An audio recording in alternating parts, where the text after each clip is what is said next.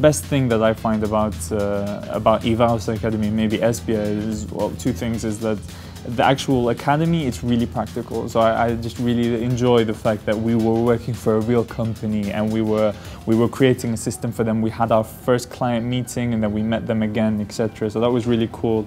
And about Esbjerg itself is that it really kind of clears your mind to study.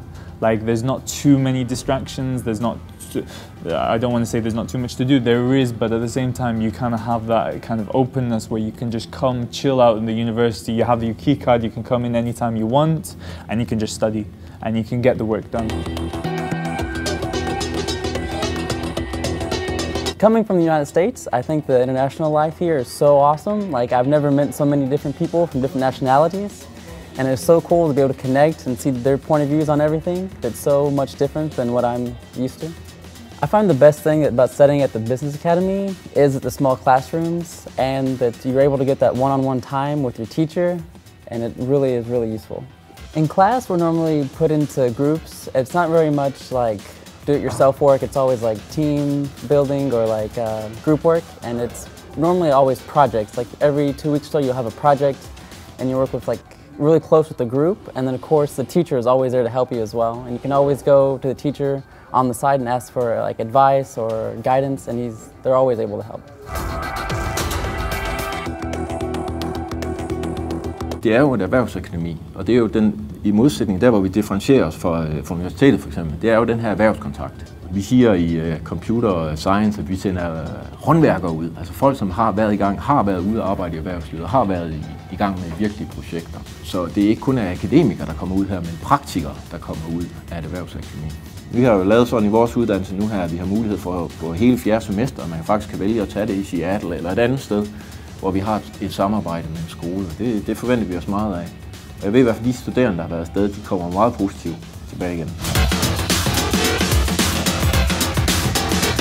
Afhængig af, om man bliver sammensat grupper, eller man selv må vælge, så kommer man jo til at arbejde med mange forskellige typer. Og jeg ved i hvert fald, at det er vores undervisere, der lægger vægt på, at sådan er det meget ude i erhvervslivet, med at man kan ikke altid selv bestemme, hvem det er, man kommer til at arbejde sammen med, og man skal kunne arbejde sammen med mange forskellige typer. Så derfor så synes de, det er vigtigt, at vi lærer det allerede i undervisningsforløbet. Jeg synes, det er rigtig fedt, at man kender hinanden på tværs af uddannelserne. Vi har for eksempel haft sådan et innovationsforløb, hvor alle forskellige uddannelser var involveret, og man blev sammensat i grupper på tværs af uddannelserne, og man lærte hinanden at kende og kunne se, hvilke kompetencer lærer de på de andre uddannelser, og hvordan kan vi bruge det i forhold til vores uddannelse. Vi laver rigtig meget samarbejde med erhvervslivet, specielt i forhold til projekter. Stort set alle projekter, vi har, har en eller anden binding til erhvervslivet, så at de laver dem, hvor der er en rigtig kunde i den anden ende. Og det har vi jo oplevet, at det betyder rigtig meget for de studerende, at de kan se, at det de laver, det faktisk kan bruges til noget, og de får positiv feedback ud fra erhvervslivet. Det betyder rigtig meget for dem. Nogle gange mere end en god karakter til eksamen.